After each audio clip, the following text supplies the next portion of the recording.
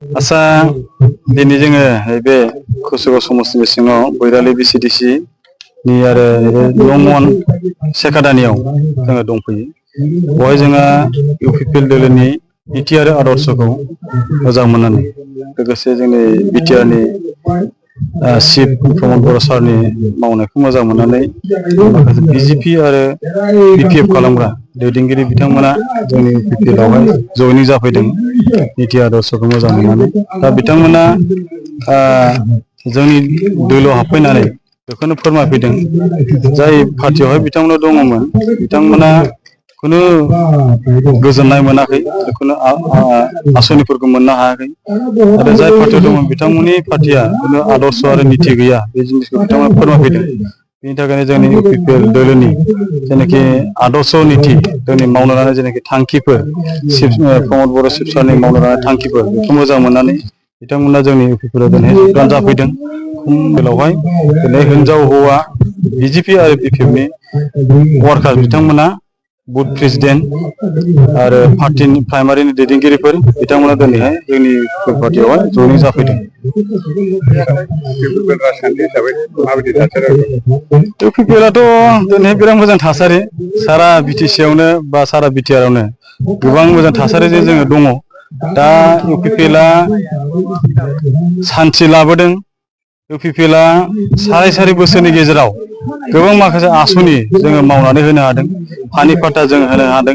नैबे ओनसोला नैबे 1 नं सेकादानि ओनसोला फरेस्ट एरियायाव दङ, फरेस्ट भिलेज हिसाबै बिथांमोन दङमोन। बिथांमोननि हानि पाट्टाखौ मालाबा मोननो हायाखैमोन। थारमाने 17 बोसोर दिनैहाय जों इउपिपिएलआ साराय बोसोरनि गेजेराव 3 लाखनिबो बारा जोङो रायजो राजानो हानि पाट्टा होनो हादों आरो जोङो मैखोमै जोङो सान्थि गायसननो हादों।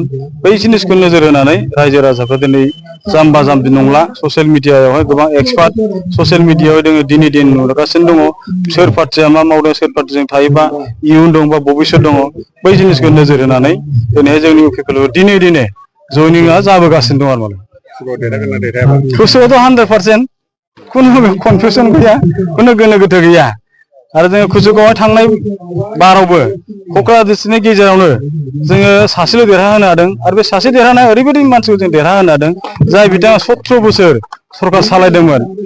बाहादुर बोलो देखायनाय थाखा फैसा बाहायनानै मानसिफोरखौ दादागिरि मन'भाबजों दैदेननायनि गेजेरजों 17 बोसोर सरकार सालायबोदोंमोन हाग्रामा बुंहुरियारि बिथाङानो बिपिएफनिबो चिफ, बिथाङानो बिपिएफनिबो आफादगिरि।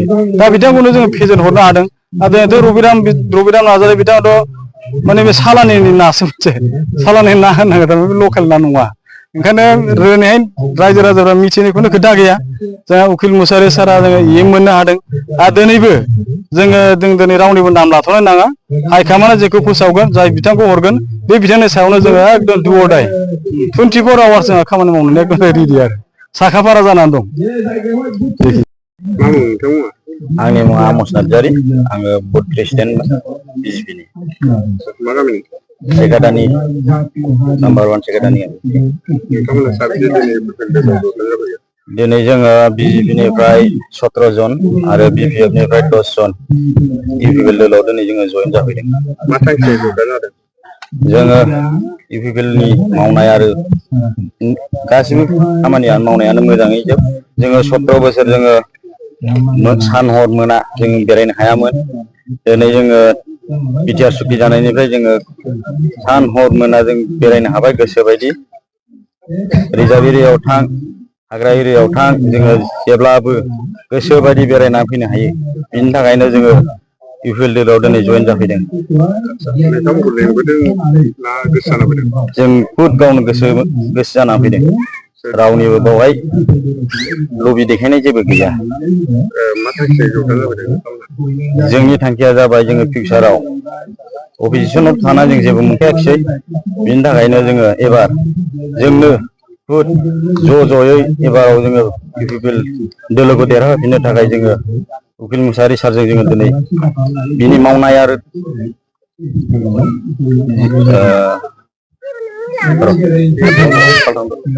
मावनाय दांनाय आरो निति आदर्शखौ जोङो मोजां मोननानै इउपिपिएल दोलोआव दिनै जोङो जयेन जाफैबाय। सिगां समावहाय नोंथांमोनहा जेबो अनसुंथाइ मोनाखैमोन नामा? जोंथ' सिगां समाव जेबो अनसुंथाइ मोनाखै। जोंथ' बिजिया जेबो गायाखै। जों मिथिगौ गाबोनहाय डक्टर हेमन्त बिश्व शर्माया नोंथांमोननि जायगायावहाय फैगोन बिजेपि दोलोनि जानानै, थेवबो नोंथांमोना बिजेपि दोलोखौ नागारनानै दिनै दोलोआवहाय सौफैनाय बेनि सायाव मा बुङो? डक्टर हेमन्त बिश्व शर्मा फैबाबो जोंनियावहाय जेबो गोहोम खोख्लैनो हानाय नङा। जोङो बे जायगायावहाय इउपिपिएलआ जेरै दं बिदिनो दङ, बिदिनो थाबाय थागोन।